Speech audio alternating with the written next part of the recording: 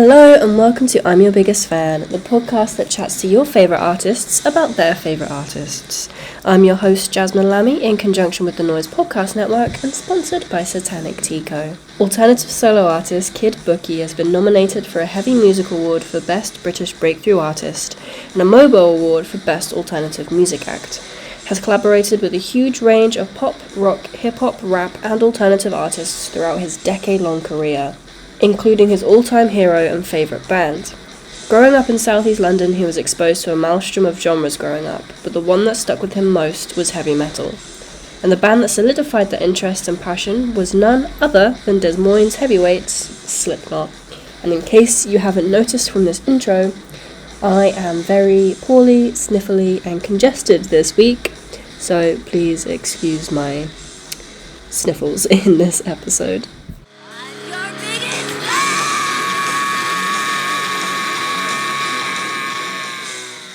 The whole idea behind this is I can probably imagine as a musician, you get asked the same questions every album campaign, every tour campaign. And I think, especially with social media, fans seem to forget that their favourite artists just started out as fans of music, just like them. I'm still the biggest fan of, I never shy away from being the biggest fan of music. Like, even if my friends are the biggest artists in the world, I will still give them the props as being the fan I always was, no matter their friendship to me. Yeah, exactly. And I love that. And I find that, because I work in music full time as well, I find that the further in you get into the music industry, the more negative connotations being a fan has, which I think is stupid. Because it's like a peasant precedence. Yeah, exactly. And it's like, well, especially with heavy music, you don't do it unless you're passionate about it.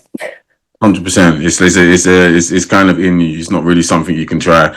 You get sniffed out very fast if you're not, authentic, quote unquote. Yeah, exactly. So the reason I like doing this podcast is because it's an opportunity for you, the artist, the musician, to just bring down that veil, forget about being a musician for a second, and just revert and reminisce on the one band that changed it all for you, because we've all got one.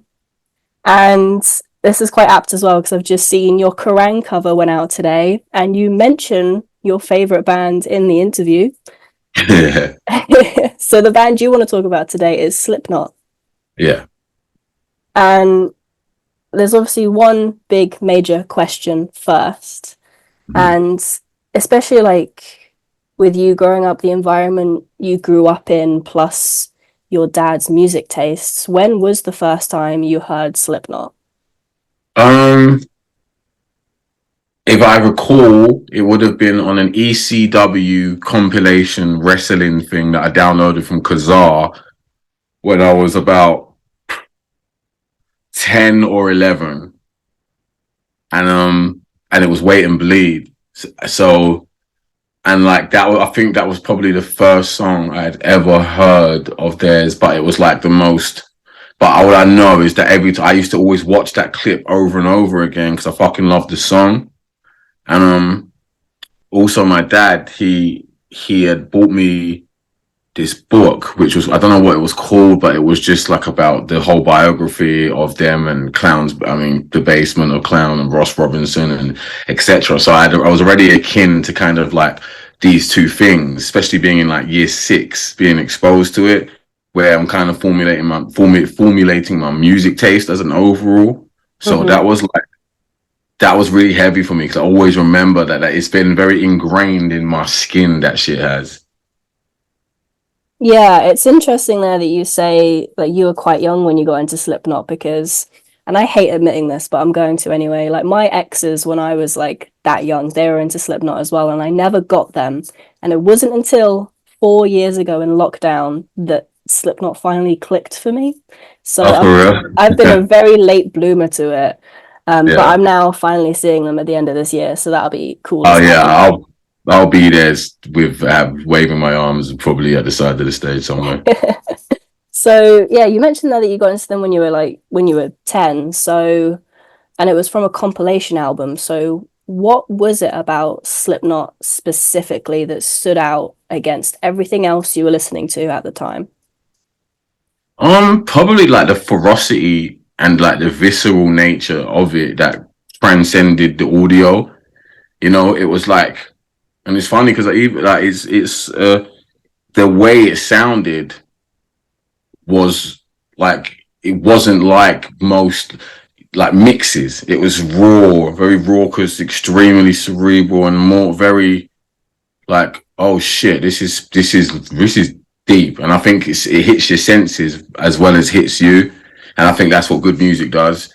And I think it just hit my senses. And I guess to be so impressionable at that age and finding out what I like, that really fucked with me. I was just like, it didn't really matter. Like that was like my gateway. That was like a drug for other stuff because I got into loads of genres of rock through heavy metal. Yeah. So I'm not sure what it was, but it was just probably like being kind of like, I don't know, naive to time signatures, and this is doing some crazy time signatures and not really being exposed to like heavy metal before, but hearing it in a way that's done in such a raw kind of performing manner. So yeah, it was fucking crazy to me.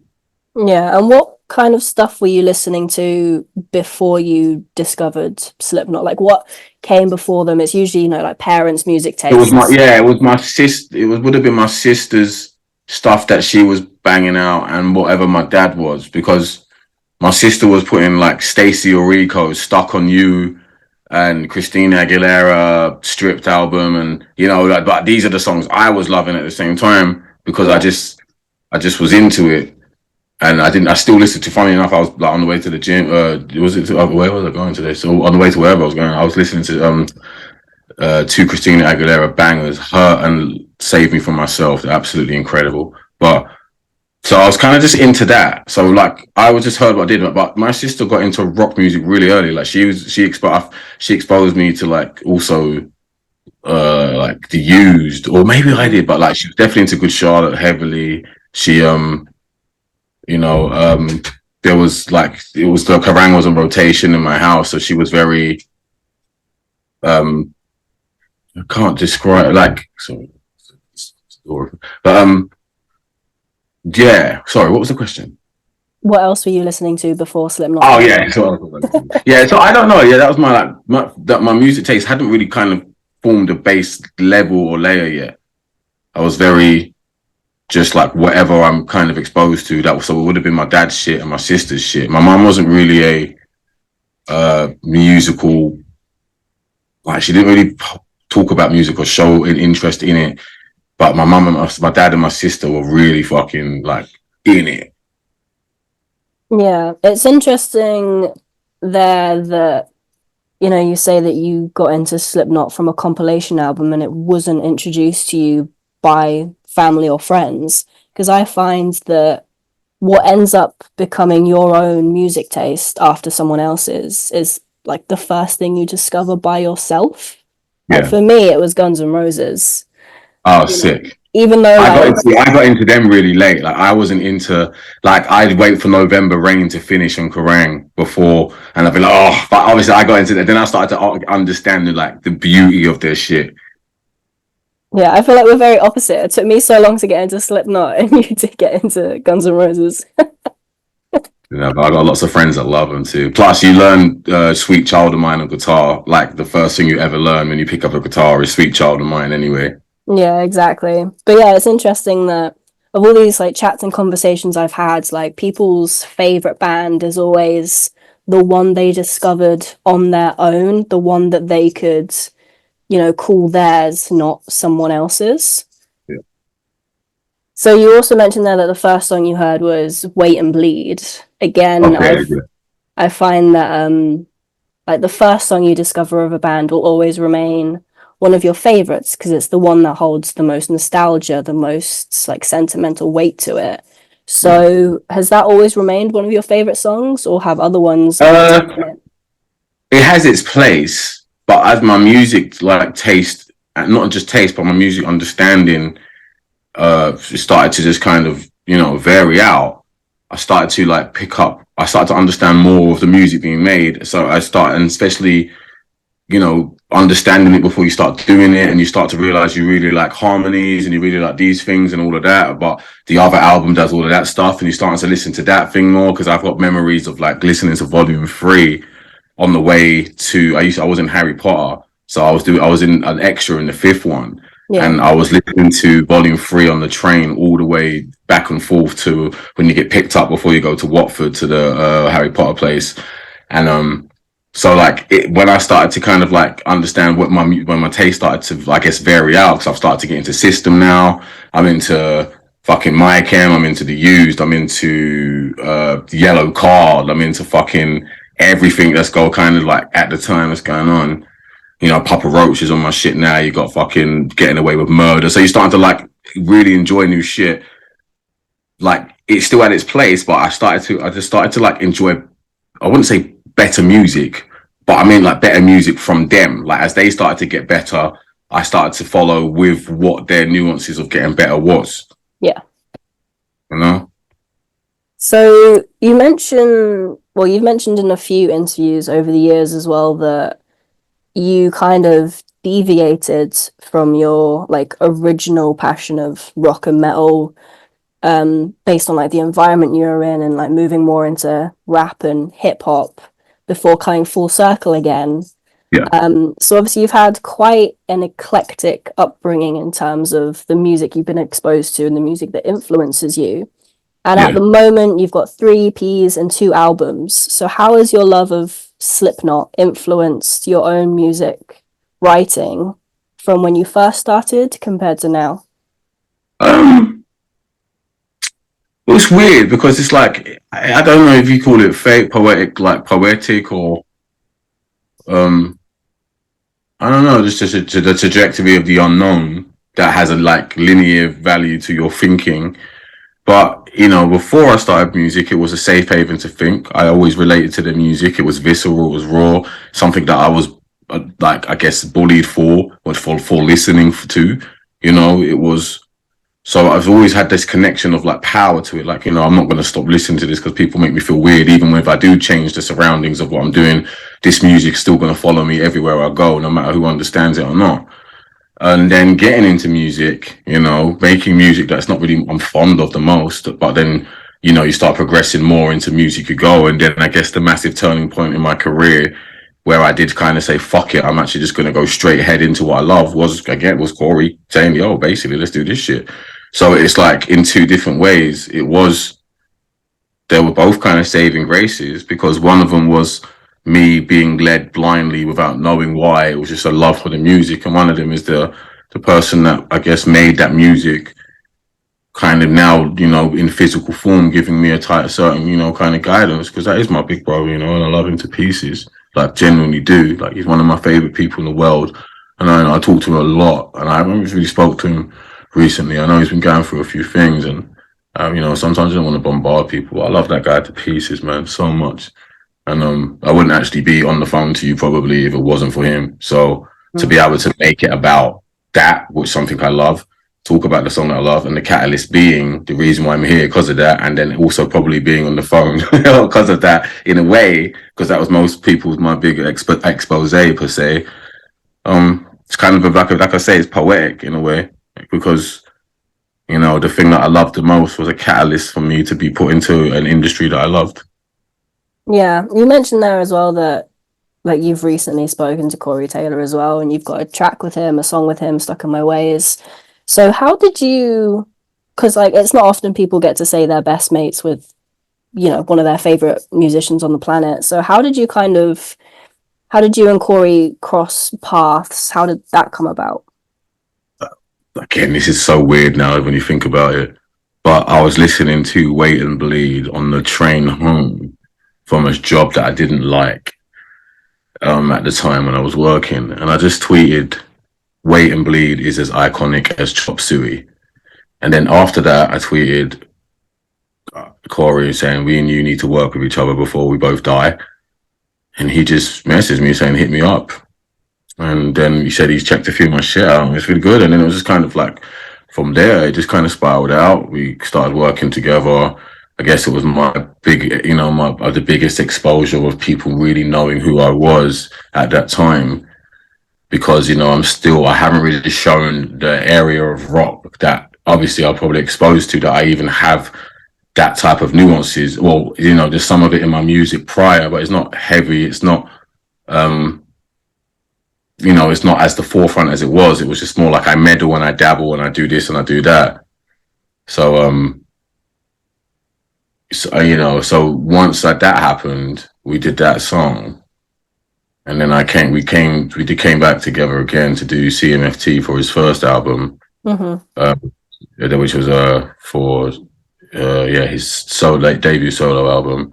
And then we did something that was, I guess, more leaning towards the area of music we loved, which is a track called Game, which is just like raw new metalish / core type Disturbia. Do you know what I'm saying? It's just disgusting. So, you know, we've given out a lot of music in the space of like 5 years plus of knowing each other, which is, I guess, you're honored in a way again, because, you know, that is the catalyst to why you even do music in certain ways. He was one of my biggest influences, as well as Eminem and, you know, this one and that one. So, yeah, you know, I never really take for granted what the trajectory of life has done. I just try to aid it so much because, you know, at the same time, there's so much I want to do for him and the camp that he's exposed to me to, from, you know, very close friends with Sid as well, from Slipknot as well, and a couple of others in there. But Sid is someone that's really helped me in my life too, you know, from exposing me to his family and people doing things for me that I don't even need to do. And, you know, it's not something that you really expect to ever happen, but you just want to work as hard as you can so you can kind of repay the favors, and I know it's not favors, you know, but repay just the hand that you've been dealt, in a way where you just want to, all right, little cool. I don't know, I want to do weird things. I just send, you know, dick-shaped fucking guitars to them that are full of gold and crystal. You know what I'm saying? Yeah, it's the little things in life. Yeah, it's like the beautiful things. It's dick-shaped fucking crystals, but, you know, just beautiful shit. And I guess that's why, you know, I'm like, I keep my head down and I just like, fuck it, just keep going hard, because you never know. So, and when people, you know, blah, blah, blah, blah, blah, blah, blah. So you mentioned there that obviously Corey and Sid and the whole Slipknot camp have been very kind towards you, not just personally, but professionally as well. And a lot of people, when they discover Slipknot for the first time, they also discover the visual side of Slipknot. And obviously they all wear very realistic and iconic masks and have a lot of visuals that go along with their like aggressive music too. So it's very different to what you get from them as people. So when you were discovering Slipknot for the first time, not just like the visceral aggression of the music, but what did you also take from their visuals as well? Well, I didn't know any of them looked like at all for years, because you know, obviously I've seen them in the mask and then I've gone through the eras with them, but I was never really like Googling what they look like. It's kind of like I just was watching TV, and then Before I Forget comes on, I'm like, oh my God, you know what I mean? They're seeing parts of their face. And also was like the volume 3 era with that fucking, with Corey's mask, which was like a rainbow colored hair and shit like that. Like that was just like, and because I was listening to volume 3 so heavy, I just associated him with that time and that era of suit and face. So like in my head, that's all he was for years, you know, like this figurine. So which was kind of cool, because, you know, you didn't really attach a face to it. Cause I never went looking for it. I enjoyed the allure of the mystique. Yeah. And you know, and I think that's beautiful with art. So, yeah, it was like, especially from being young, it was really scary at first. Like some videos, I didn't like watching Left Behind when I was young. The video was just, I didn't like it. I just didn't like it. I didn't like watching it. It made me uncomfortable. And as I got older, I realized how amazing that is, to be able to put music out into the world that affects somebody in such a cerebral matter. So, you know, it's so beautiful. It's so fucking human. And I guess that's what inspires me as well. It's just like uncomfortable shit. And I think that's even, you know, why I guess I like to sometimes prod things in uncomfortable ways, because it's like I've been taught by such great people to be a very uncomfortable force of nature in a place like music, where you can practice that type of, characteristics about yourself. It's a place to be a bit unsafe sometimes, and just kind of, smash a few glasses and see what shards fly somewhere. And if you cut your foot on it, who gives a fuck, So yeah, I like that. I like that analogy. Yeah, man, I'm full of them, but that's what But that's kind of what it is, and I like that. I am an endless trail of glass shards, just smashing my way through this shit. And some people know how to navigate their way around it. Some people get hurt and don't really want to follow after it. But I like it. I like that. I didn't come here to be safe. I didn't come here to be anyone's favorite thing. And I guess that's all been learned from people like that. There was never going to be. Some people, some people are never supposed to quote unquote make it. So when they do, and it comes down from the authenticity and passion of the nature, you just can only adopt the same type of shit. Yeah, exactly. And there's the lovely thing about music as well is that, if when you write it from the heart and your own experiences and you are authentic, there are always going to be thousands of people that feel exactly the same way you do. And for the same amount of people that won't get it, there will be twice as many that do get it.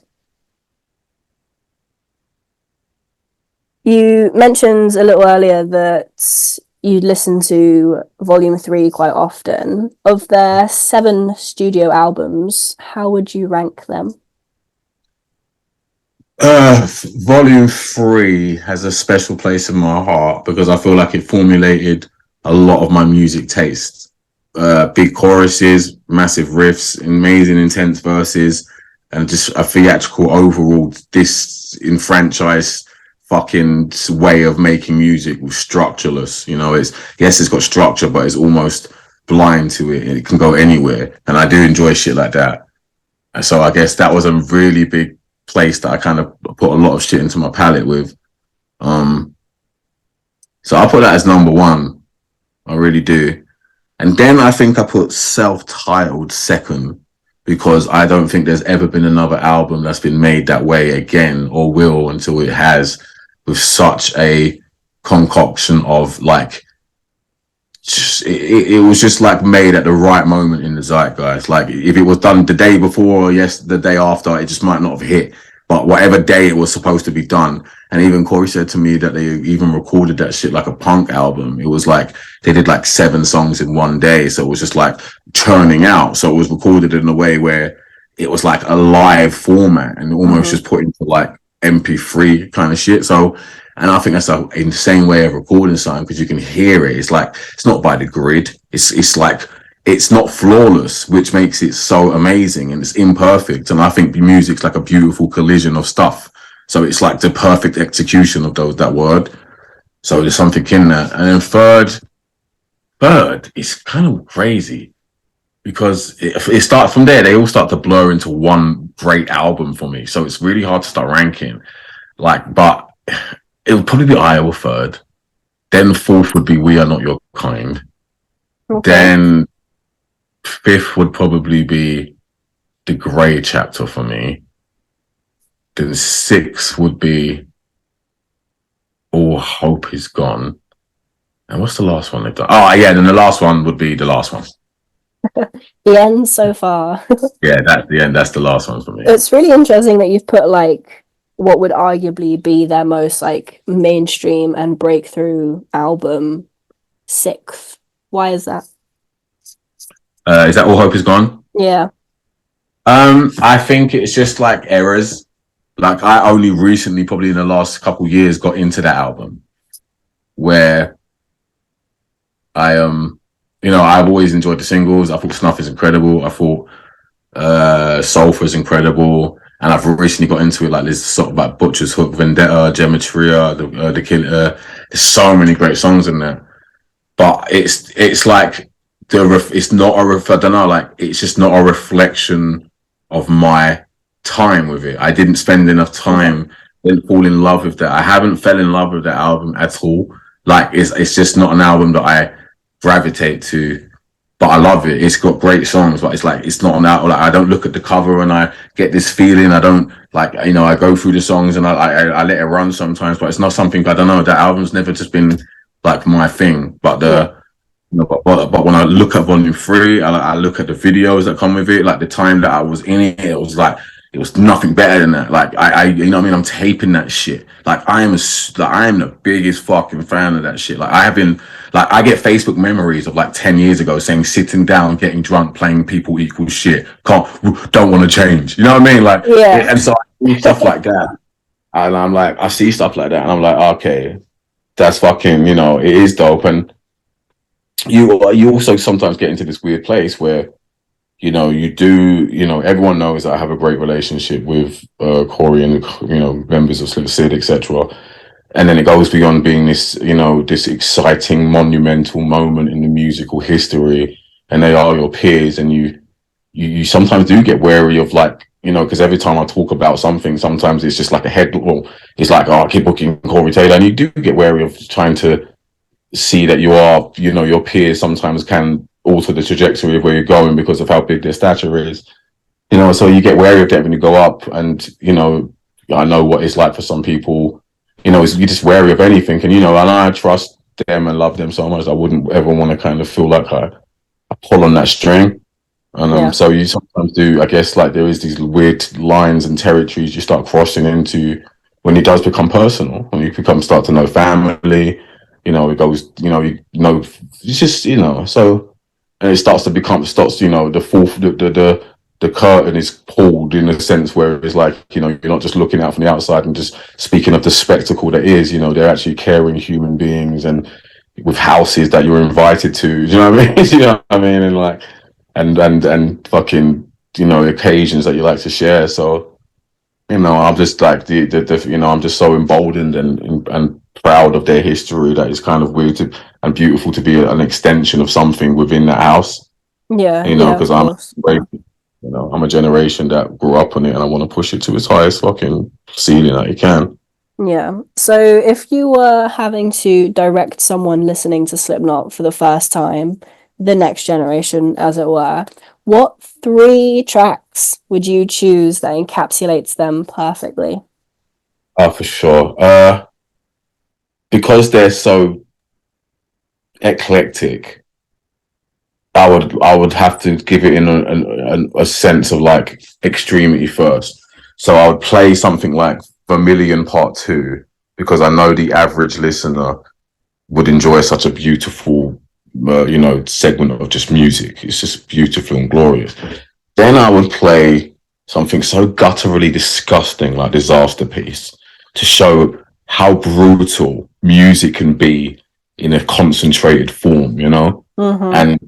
and then I would play something like Vermilion, which I feel like is a mixture of brutal and melody, and shows how you can become a hybrid of both of these things and make it such, like, again, like a beautiful disaster and mesh of sound. But that's such an oppositional when you're such a heavy melodic masterpiece. So I think those are the 3 that of the journey I take you on, because it's like gives you 3 sides of it. But it's like, again, I've limited them because there's like another 5 sides. Do you know what I mean? Like, which is like why it's so hard sometimes to be such an eclectic taste. And why I relate, because I'm like, in even something you just said a minute ago was like, oh, their 4th album was their big mainstream thing, where in my head I just went, oh shit, yeah, it kind of was. Yeah, they was big. They got big, but it kind of gave me a little bit of hope because music is so fucking hard. And, like, I'm such a, I don't like to ride on the coattails of my peers. I don't like to have my hand out and try to take. Like, I'm very, I want to be next to everybody as organic as I can. I want to change this shit as much as I can. So, but, I'm like, all right, cool. I feel safe knowing that I still haven't hit my peak. I've still got more music to give.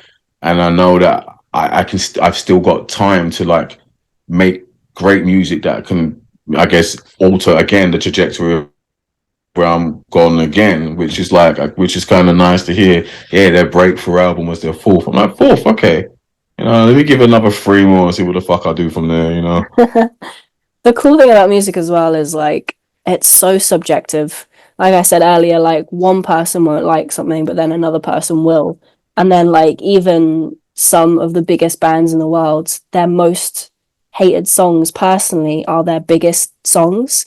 So it's like you can't even Yeah, trust your own opinion on your own music half the time. yeah, for sure. So I mentioned a little earlier that I'll be seeing Slipknot for the first time later this year. I'm assuming Yeah, you have seen them live before.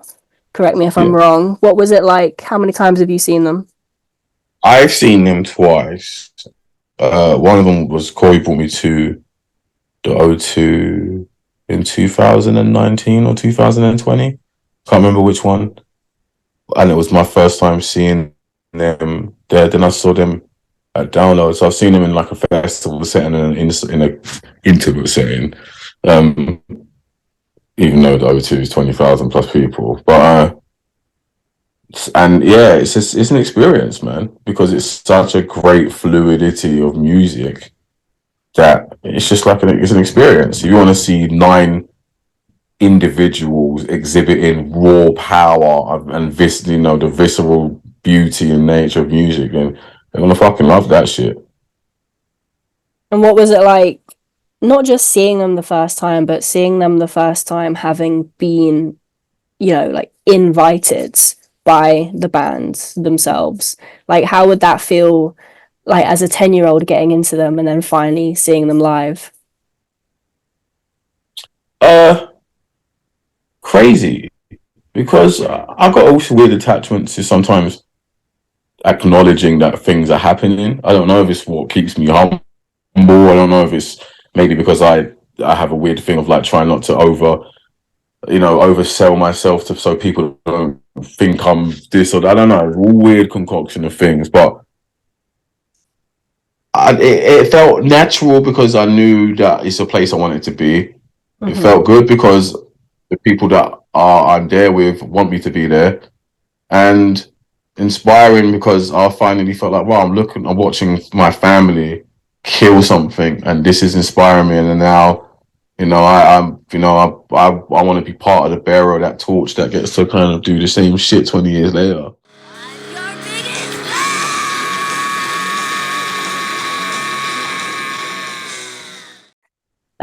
So you mentioned a little earlier that obviously Corey has guested with you on a track and you've guested on one of Corey's tracks.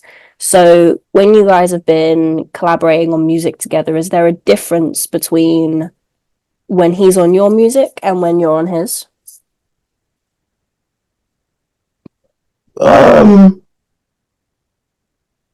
You know what's funny? No, like no, because I guess the more we started to collaborate, the more people started to associate us together as collaborators. So I think Stuck in a Waves was just like a massive moment. Like I still sometimes don't really understand, like really think about how big it actually was. Like it was absolutely fucking, it was stupidly big. That was a really huge moment. And like I'm someone who really underplays shit, like or tries to downplay it. But that one there, don't really sometimes can't actually fathom how fucking big that was. Like so I think it set the tone because it still has a ripple effect to this day, of Mm-hmm. like that song. And I think it set the tone for something. And then, we did I guess the only thing that's different is that we don't do traditional songs that people would expect us to do, Yeah.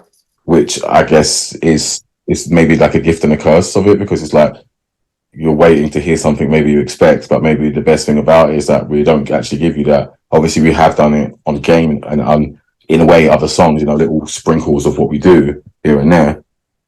But so that's kind of the only difference. But it is, music is, like I said, when I'm working with Corey, I'm not working with Slipknot, I'm working with Corey. So you're like, you don't always have to expect Corey to do something that he doesn't live by 24/7 because the dude is an openly amazingly talented musician that has the range of like influences and sounds that he likes.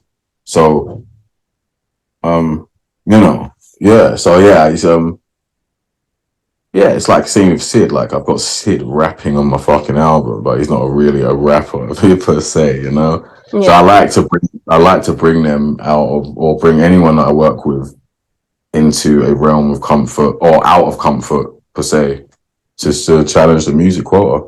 Yeah, that's why I like doing these interviews as well, because again, like a lot of fans will only associate their favorite artists with like the band that they're in, and they Yeah, always forget that the music you end up making is never usually the music you grew up on. yeah, So it's always nice to find out like which bands artists want to talk about, because a lot of the times it's not the ones you'd expect. And I guess it's the same thing with, you know, collaborate like Slipknot collaborating with other artists. Like, of course, they're not going to do the same thing they do every single day and make a living off of, because as musicians and as creatives, you get love and excitement and enjoyment out of doing, different things and experimenting all the time. So yeah. it's always nice to see different sides of people. No, 100%. There's music's there to be collaborated on all the time. So I guess if you can keep extending your DNA, leave your imprint, and just it's a beautiful playground to have fun with. Yeah, exactly. So besides like the solo stuff, did you ever get into Stone Sour as well? Yeah, 100%. The same way I got introduced to everything was going on Kerrang and then seeing the video for Through Glass and going, oh my god, that's the same guy. So I've had that moment. I'm actively still banging certain songs that I like. I think Fabulous is one of the best Yes. rock and roll songs of my opinion, all time. So I've got a lot of my favorites as well. I think but then again, even there's a song on his CMF2 album called The Box, which starts it off, and I think it's one of the best songs he's ever written. It's beautiful, it's amazing. Christian Martucci on the I don't know if who was from Stone Sour, but I can't remember I think it's a mandolin. But it's just such a great fucking song. Shout out to Christian Martucci too from Stone Sour. Great guy, great guitarist. Zach Frone, Dustin, Elliot, all fucking fab, massively great people, and I'm very proud of all of them.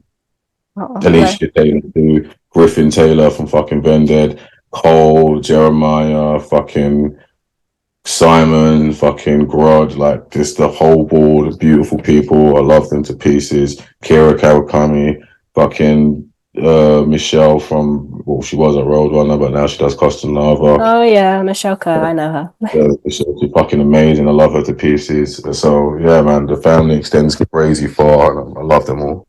I love that. So I have one more question for you. When you were growing up, or even now, are you a big fan of band merch? Yeah, like I'm wearing a band right now. Like they're not, like I guess they're not necessarily big, but they're just an underground band, female fronted, called Evil. Just fucking sick. They've got a new song out. I can't remember the name. Forgive me, but they're fucking great. They're supporting me on my in-store tour around the country in September for my album in Nottingham, I believe. So if anyone sees this before or after, watch them or come down, check out Evil. Fucking sick shit, and I love them too. I love that. I absolutely love band merch, especially buying band merch of, the lesser known bands. But have you Oh ever yeah, man. owned any Slipknot merch? Oh yeah, dude. I would have put it on today if I didn't pick this one first. Everyone always says that. Do you have anything other than like t-shirts, or do you have any weird bits of memorabilia, anything unique? I've got clown's drumstick. That's pretty cool. Did he hand that to you physically? No, he threw it into the crowd at that O2 show, and my girlfriend at the time ended up grabbing it. Oh, I love that. I love that she also gave that to you as well. Was she a Slipknot fan? No, but she, I guess, by nature, ended up having to get into it in a way. Well, at least it worked out for you that she then handed you the stick and didn't want to keep it to herself. Thank you for listening to I'm Your Biggest Fan. If you enjoyed what you heard, please don't forget to like, share, subscribe, comment, send it to your nan in the post. Every little helps. You can follow us everywhere at biggestfan_pod. Follow me everywhere at Wrathchild_jazz. Noise at Noise UK on everything. Noise Podcast Network at Noise Podcast Network on everything. And Satanic Tico at Satanic Tico and at Pitch Black Nor. If you have a band member in mind that you think would be perfect for this podcast, perfect for this topic of conversation, or maybe you are the band member and you're the super fan, drop us a comment, drop us an email. All other info can be found below in the description. And thanks again for listening. We'll catch you soon.